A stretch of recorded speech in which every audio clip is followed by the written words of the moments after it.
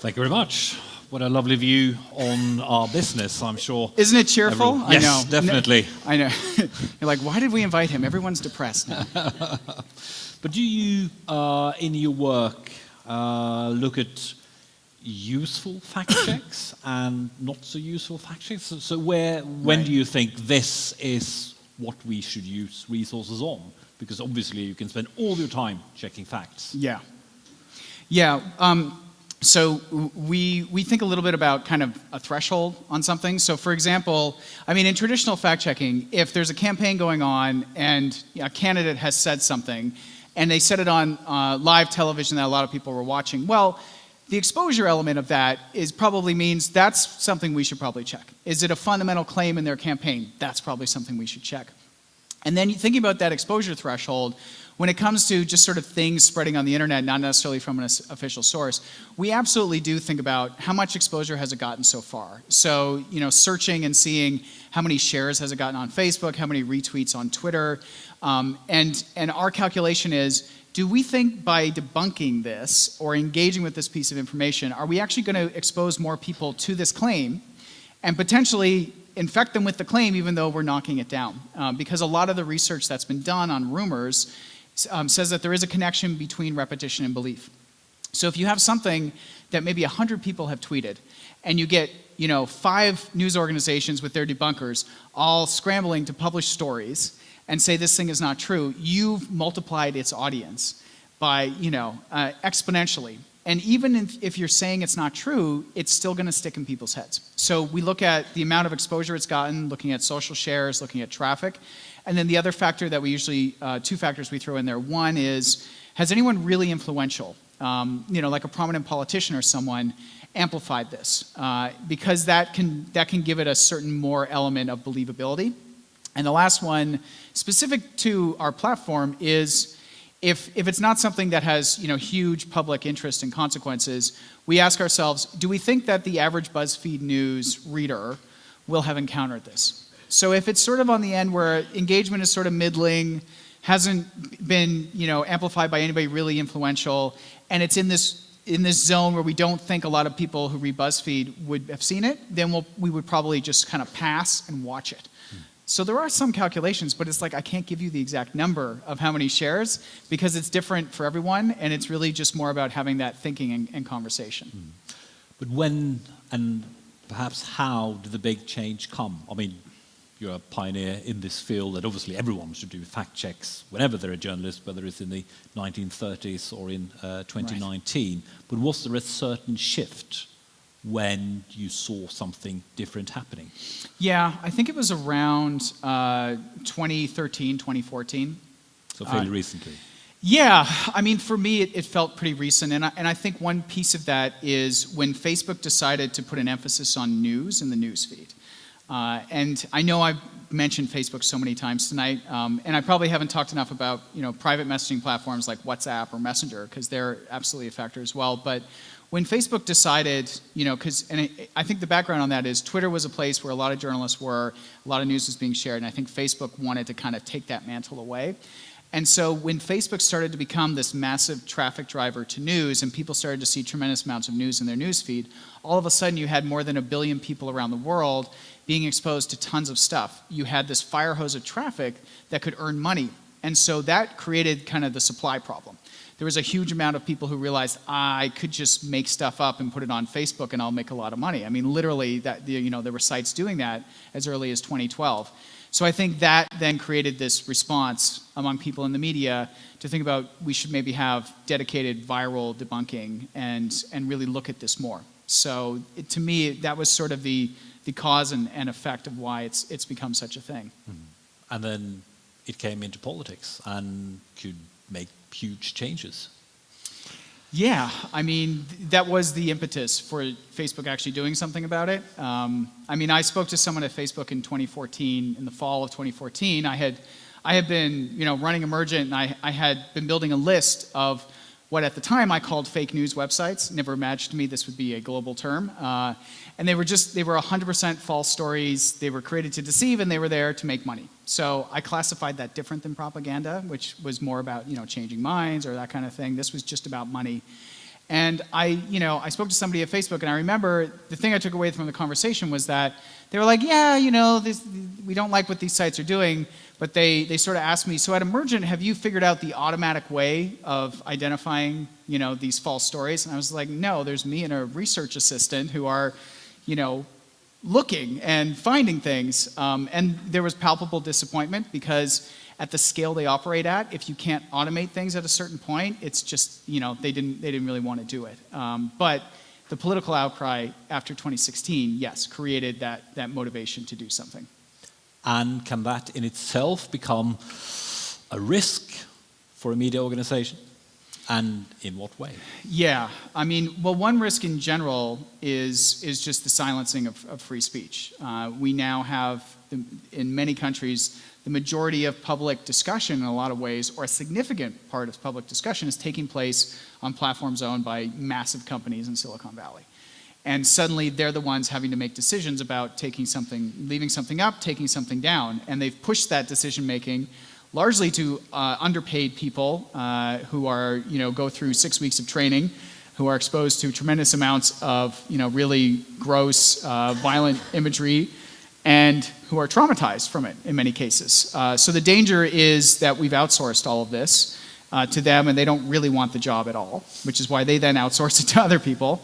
So that free speech piece is a huge risk, which is why legislation is also very risky as well, because if you're going to try and restrain certain types of speech and identify certain speech as bad, what gets pulled into that dragnet is a big issue. Mm-hmm. And if a fact checker like yourself or our own fail, how great is the fall? Yeah, it obviously depends on the story, which you don't do proper work on. Yeah, there can be different stakes if it's an extremely high-profile story and your brand is as a debunker. That could be a career killer, right? But there's always a cost. Obviously for us specifically, since the dossier was published in early 2017, and BuzzFeed was called a failing pile of garbage by Donald Trump, we've been getting tagged with the fake news BuzzFeed, P dossier BuzzFeed, all of this stuff. And so for us, there's that constant hum of people already sort of looking for ways to discredit, but if you give them more ammunition, then it gets even louder. So yeah, the potential is great, I would say. And it also, it is the most embarrassing thing imaginable to go out and be the debunker of something and then to be the wrong debunker. That's really bad. And obviously, even more specifically, the big Michael Cohen. I don't know what you're talking about. Donald Trump story. How was the dynamic from start to now? It's an ongoing story. Yeah, it is. So the context for me is I didn't work on the story or know anything about it ahead of time. So this is me, even though I'm in the organization, giving my comment from sort of the outside of it. Story comes out. And, it's an explosive story. It opens a new front in concern about Donald Trump, potentially encouraging a subordinate to lie to Congress, which is a felony. And so the initial reaction is it's a big scoop, right? So everyone in their newsroom, you can imagine you have a big scoop on literally the biggest story going on in the country at that time, what that reaction is going to be. And then it shifted to the special counsel's office, who almost never gives a quote or a comment on anything, putting out a statement. And a statement that was worded in a way that it was unclear what they were saying was not true, but it was a statement that was, one, because they issued it, and two, because it clearly was pushing back on something in the story. Really, it flipped from being BuzzFeed just got one of the biggest stories about Trump to, oh my God, did BuzzFeed blow one of the biggest stories about Trump? And you can imagine the abuse that has rained down on Anthony and Jason, the two reporters who wrote that story. And as you say, it's still evolving. So where it's at now is Michael Cohen testified and released his testimony to Congress, where he said that Trump was telling him to lie to Congress, and that his testimony, which he did lie to Congress in, was edited by Trump's lawyers. So now we've gone from incredible high to a big low, And by the way, when Mueller released his statement, the Washington Post ran a story saying that the Mueller statement is completely refuting everything in the BuzzFeed story. So like BuzzFeed's position was, something's being refuted, but we don't know what it is, and we stand by the story. And then the Washington Post said, no, Mueller's refuting the whole thing, so like you're even lower. And now Cohen is saying, yes, I was directed to lie. And so the final thing I would say is, I think where we're at is this. The story said that there were documents backing up Michael Cohen saying that Trump was instructing him to lie. And those documents haven't come out yet. And so that's the next, I think, big test of what's going to happen with this story. The documents come out, then it's like, it's already a good amount of vindication, but that'll be total vindication. But if the documents don't come out, then I think, it gets downgraded a little bit more. I mean, I didn't write it, but I have been on a journey, let me tell you. It's been like a roller coaster. Last thing I'll just say on it is, they work on a different team than me. They're on our investigations team. We have about 20 dedicated investigative journalists, and Anthony is a Pulitzer winner. Jason was a Pulitzer finalist last year. And I know, because Jason has helped me on some stories of mine, I know that they have very high-level law enforcement sources. So the idea that they would have made that up is just that's not what's on the table.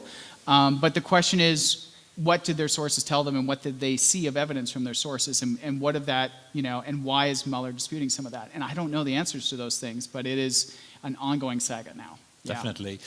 But also relevant for most people here, because we all at times feel the same thing. We are being discredited, saying we're speaking to the wrong people, we got the story wrong, you are being used. So how do you answer? Do you keep quiet? Do you shout even louder than the critics? Yeah, I mean, I think keeping quiet is really not a good strategy these days. When you create that absence there are absolutely people who are going to fill the void. And if we think about what I talked about in terms of the targeting and impersonation of journalists, that is absolutely the exact moment where there are people who are going to be talking and coordinating and thinking about, all right, they're not saying anything. How do we kind of weaponize this? The response that BuzzFeed had with that was the reporters, Anthony and Jason, went out and did tons of media. They didn't hide. They did interviews. They were asked really tough questions. They were pushed hard on it. There were limits to the answers they could give. They couldn't say who their sources were, so you're at a disadvantage there, obviously. But the response was to really just be out there and be available and clearly show that the company was standing behind it. And the one that was probably the most surprising thing that happened is, are you familiar with Tucker Carlson? He's a host on Fox News. So Fox News has obviously been hammering this nonstop, very much aligned with Trump. And Tucker Carlson is, one of their big primetime hosts who has, very negative on BuzzFeed, and our editor-in-chief actually went on Tucker Carlson last night. And almost nobody who is, not a hardcore conservative, whether you're in journalism or in politics or not, goes on that show because it's his venue and he's pretty good and he'll probably give it to you. But Ben went on and defended the story, which I give some credit to, because if you're going to go in the lion's den like that and defend your story, I think it speaks to how much confidence there is. So trying to not seem arrogant about it, trying to not dismiss criticism, like the special counsel issued a statement, you have to deal with that, but also not hiding and being clear about, that you're standing behind it and, what your view is. But where you land is not necessarily up to you. Yeah, I mean, there is what is the timetable of Mueller doing something or not doing something? The other piece of this is it's not just Mueller who's investigating, it's the Southern District of New York, the most powerful, state-based prosecutor's office in the United States is also pursuing stuff about Trump. And so now, those reporters have to sit and wait and wait and wait and see what happens. In the meantime, I know they're working on other stories. I don't know what they are, but I know they're working on other ones. So I think their approach to also answer your question is their approach is just they're going to keep reporting and they're going to keep publishing and not hesitate to put anything out there. Do put up your hand if there's any question. We have room for a few. But do you sometimes during this journey of fact-checking think we do use too much time and it takes too much time away from old school journalism, which some would say that's what we're supposed to do. We check our our own stuff. Right. Yeah. I mean, and this is a question or argument you hear a lot. It's sort of like, well, I do fact checking in my job every day. You know, that's what I do. But there is, I think there is one that needs to remain, and they're not in conflict with each other. But two, I do think there is something for having a specific focus, and there's a long tradition of that in journalism. You have a beat. You know, well, you know, why should you focus on health? Why shouldn't you just, you know, be a journalist finding whatever story you can and getting the best story done? Why do you have to only do those stories? And it's something that, you know, it builds up expertise, you build up sources. And I think similarly to the traditional beat model, having some people thinking about this as well as a specific model does pay dividends. You know, one dividend is people in your newsroom who do this stuff, they build up skills that other people may not have. Like, I think there's a baseline of skill you want everyone in the newsroom to have for dealing with online and understanding how to, you know, go after sources and investigate information online. But having some people who can be go-to and have a higher level in your newsroom, just as you would go to your political editor to ask about the implications of something, I think that has value. And then the other piece is that there is a tremendous amount of false and misleading information out there. And if we don't think about how we're going to deal with that, then it's still going to remain out there if we're not, you know, interacting with it and investigating it. But in terms of audience reach, is this something that the regular BuzzFeed user wants, along with the cats and whatever's going on, or do they more reach out for your typical news story? So the most concrete answer, because obviously I would love to believe they all care about this, right? So, you know, controlling for my own bias, BuzzFeed News recently launched a membership program. So for a long time, we actually didn't even have ads on our story pages, if you can believe that. BuzzFeed only sold kind of custom ad deals. So there are ads on our pages now, but BuzzFeed recently launched a membership program where for $5 a month, you can join and get some exclusive newsletter, some exclusive content, you get a tote bag, you know, this kind of thing, right? And so when they were testing and asking our existing audience, what kinds of things do you value most and why would you want to pay, the work that we do around misinformation and some of the investigations we've done around ad fraud actually came up among our audience as things that they wanted to support. And that was because, I mean, BuzzFeed is a company that's taken a lot of money in venture capital. So the idea of people giving money to a company that's been funded by venture capital, like, it's obviously some people found that weird. But what we heard from the audience was that they did want to make sure that news remained a part of BuzzFeed. And they did value specific stuff like the work on being done about Trump and Russia and the work that we do around debunking. And they wanted to pay money to make sure that that work continued. So for me, aside from any personal feeling I have, that was the most concrete example that it does resonate with the audience. Questions? This is your time. Very modest crowd, as always.